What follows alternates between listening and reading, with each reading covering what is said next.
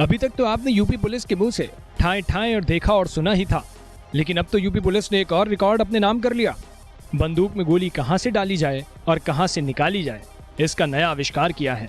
संत कबीर नगर जिले की पुलिस ने ऐसा कर दिखाया है।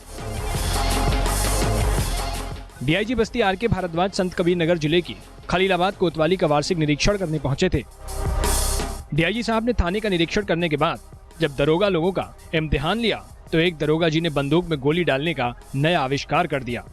दरोगा जी ने कारतूस डालने की सही जगह छोड़कर नली के रास्ते ही कारतूस घुसा दी और बंदूक तान दी फायर करने के अंदाज में।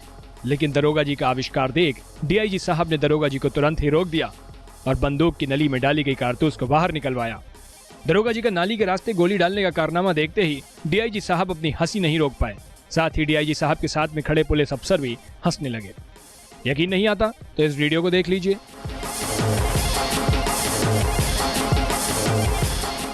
दंगाइयों से निपटने के लिए दरोगा जी गोली डालने की जगह से नहीं बल्कि ऊपर नली के रास्ते से ही बुलेट को लोड कर रहे हैं। अरे जनाब, ऐसा करिश्मा तो यूपी में ही हो सकता है, वो भी डीआईजी साहब के सामने।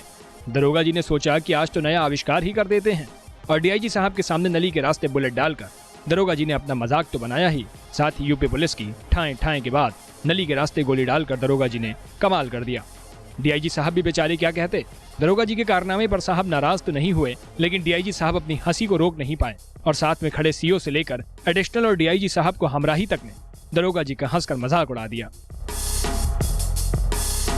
वहीं इस पूरे मामले पर डीआईजी आर.के. भारद्वाज से जब सवाल किया गया कि बंदूक की नली के रास्ते कारतूस डालने का यह कौन सा नया तरीका था, तो डीआईजी साहब ने बड़ी ही ईमानदारी से सवालों का जवाब देते हुए कहा कि निरीक्षण के दौरान कमियां मिली हैं, जिसे प्रैक्टिस कराकर जल्दी दुरुस्त किया जाएगा।